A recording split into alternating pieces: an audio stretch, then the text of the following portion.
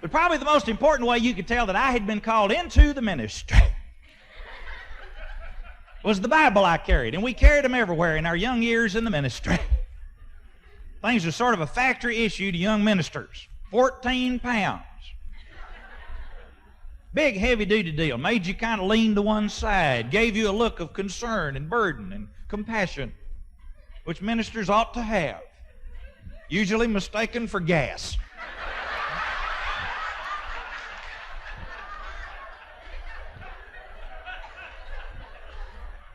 Now, that big Bible served a lot of purposes.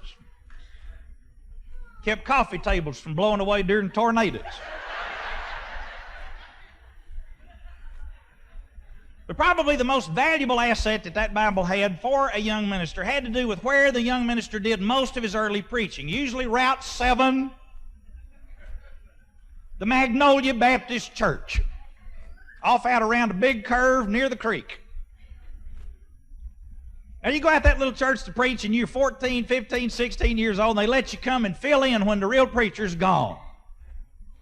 And I'd go out there at 16 years old and just, let them have it, And they're trying hard not to laugh because I didn't have the foggiest notion of what I was talking about. But I'd get up there and just really romp and stomp and act like I knew it. Then you eat lunch with one of these farm families, and we'll talk about that in a minute. But during the afternoon, you go out about 2:30 and visit the sick and the afflicted. And if they're not any afflicted, you spend an extra half hour and you afflict somebody. Every community needs some afflicted, because it sounds better when the preacher prays for the sick and the afflicted. If it's just for the sick, it sort of dies on the vine. But sick and the afflicted has a role to it. Now you go up to this farmhouse to visit this family. This house has not been painted since it was built. It's on the dark side of heavy gray. Porch has been stapled on. Get out of the car and check your necktie in the back glass and shoulder that 14-pound Bible. Get the look of ministerial concern. Walk around the back of the car and head for the porch. Between the license plate and the first step, about halfway, the point of no return, is where you discover basically why young ministers carry such big Bibles. Farm dogs. Now you at that point, all of a sudden he appears at the corner of the house, out loud, just all the dog you can deal with.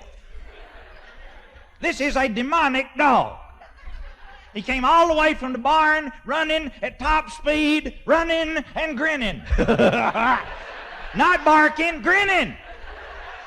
This dog knew it was the preacher, because he smelled Old Spice.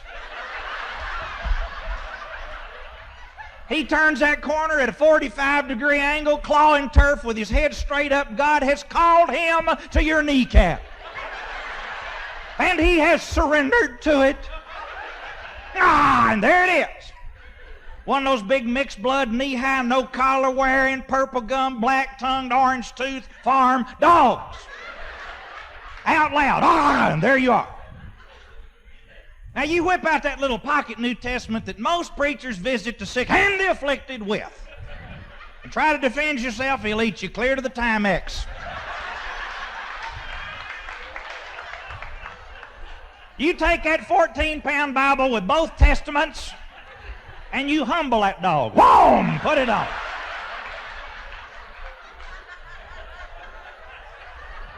Now God has called you to be a man of peace. Don't rub it in on the dog. You made your point. Now let him meditate on it. Truth never hit him this way before. Pretty soon that dog will roll over on his all fours and tuck his tail and uncross his eyes and repent clear to the bar. You don't worry about this farm anymore. Every time you come after this, just get out and slam your door, straighten your tie, shoulder your Bible, and whistle to the porch. Just as you step up, glance over. He'll be looking at you around the corner of the porch. And if dogs could talk, he'd be saying, "Bless you, Reverend, bless you, bless you."